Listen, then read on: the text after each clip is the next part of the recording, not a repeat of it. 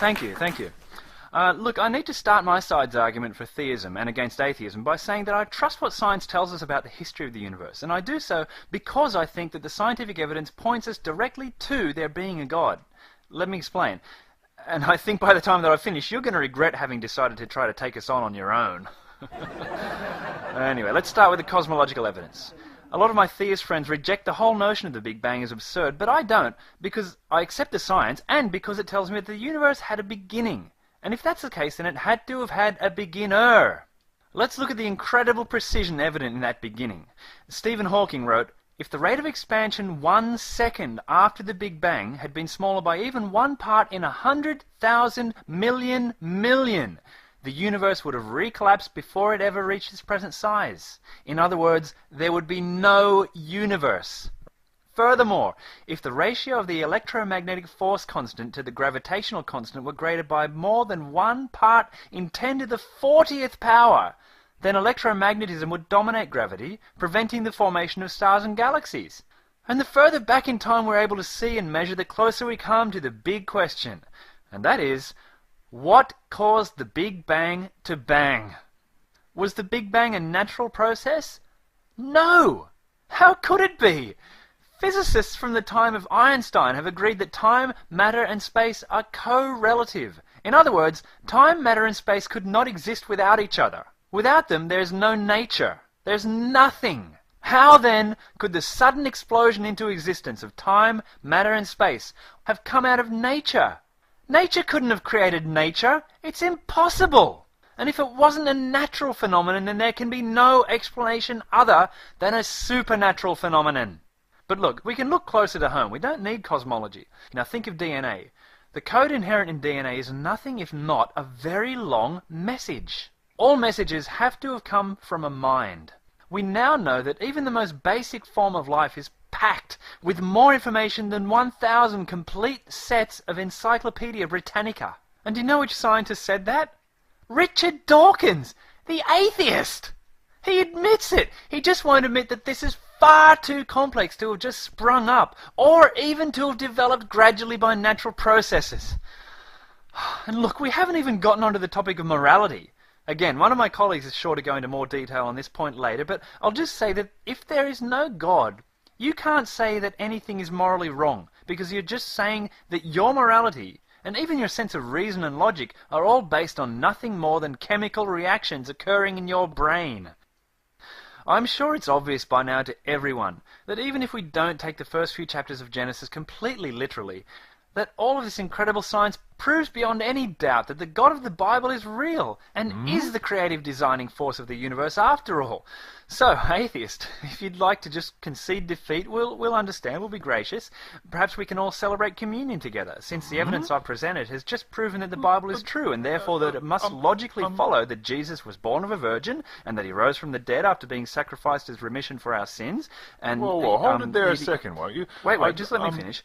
Can't you see now, atheist, how since astronomers can't explain the intricacies of the origin of the universe, that only means that we can and should trust absolutely the stories of the Bible instead? Given the incredible science that I've just outlined here, can you see now that far from being the ignorant scribblings of desert-wandering Iron Age animal-sacrificing genocidal bigots, that the Bible now stands on its own as divinely revealed truth, and does so because of what we see in modern scientific observation and theory? What? How Why can are you you saying that? Wait a sec. How can you deny now that Jonah really was swallowed by the great fish and lived? That foreskins and menstrual blood really are abominable to the causative force behind the Big Bang. Or that they used to be, at least.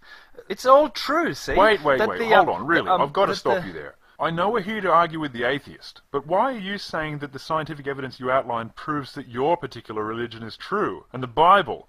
Sorry, friend, but the evidence gives complete credibility to the Quran, not the Bible. Your entire argument was leading up to that exact point until he went off on that weird tangent right there at the end. What do you mean? Well, all the cosmological and teleological arguments that you cited support the Quranic view, that the universe had a creator who designed and fine-tuned it to accommodate life. Hold on. I get it.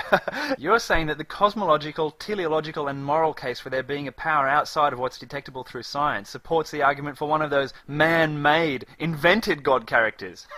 No. See, it supports Yahweh because he's real and wasn't invented by men. End of story.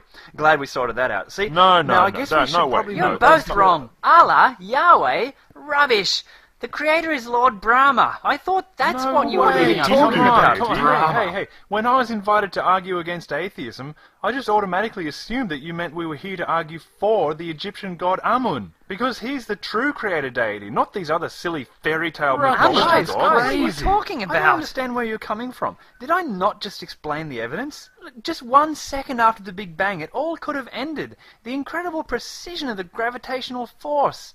It points directly to Yahweh and Jesus. I don't know how you can come to any other that's just your conclusion. religion. Look, science tells us that DNA is an incredibly complex message, see? And messages only come from minds, such as the divine mind of Lord Brahma, What okay? are you talking about, man? No. Look. Let me explain the evidence that supports Allah in all of this. See? If the rate of expansion 1 second after the Big Bang had been smaller by even 1 part in 100,000 million, the universe would have recollapsed before it ever reached its present size. That's Stephen Hawking speaking. And combine that with the fact that the Quran says that Allah is the originator of the heavens and the earth, and Islam is proven to be the one true religion. Yes,